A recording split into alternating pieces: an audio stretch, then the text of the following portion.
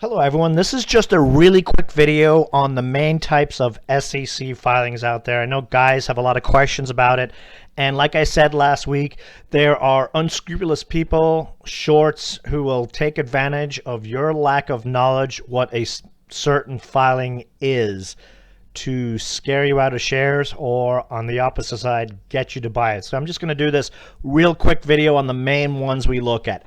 S1, this is the bad one. It means the company is selling shares in an offering. They are going to be selling shares, period. S3. Now, this one can be bad and it can be meaningless. And it's one of those things you actually have to read the filing. These are usually filings that lets holders of shares sell their shares. It's not the company. And you actually have to look to see what the details of that are. So for that example, we're going to look at Ogen. The Basher shorts were on Thursday saying Ogen was doing an offering of 18 million shares. They know very well that it wasn't an offering for 18 million shares, and they were able to scare out some traders on that. When this comes to the point where you actually have to read the filing, and when you read it here, it says in here, relates to the resale of shares by a selling shareholder for the acquisition of the company. So like I said before, this was based on the merger. So whenever you see these S3 filings, more times than not, they're meaningless and you already know it's out there, but you have to read the filing. Otherwise, you're going to get shaken out of your shares by traders who know better. The other ones we're going to look at 8K. Anytime a company has news, they're going to release what's called an 8K. Sometimes it comes before, sometimes it comes after. 99% of the time it is afterwards, but sometimes they put it out early. You can check the SEC filings and watch for companies who do that and actually get a heads up on the news coming before they issue a press release. 10K, that is the annual report that companies have to put out, earnings, cash, etc. 10Q, quarterly.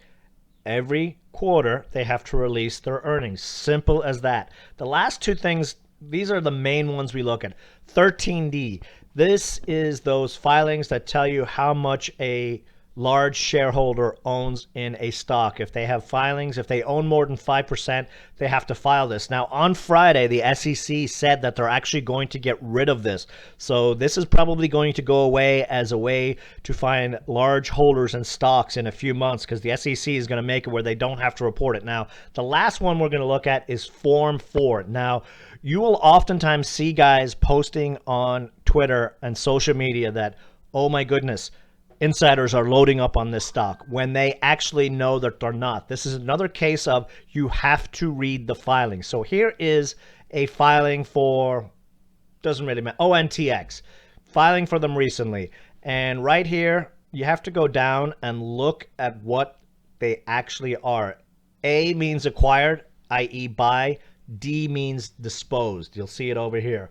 375,000 shares. Ooh, you're going to see guys going, oh, insider bought 375,000 shares of this stock. No, there's a little number you'll see here.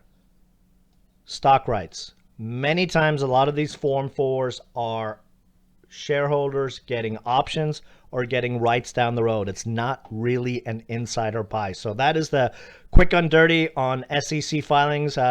Any questions, just hit me up in the chat room on this. Bye.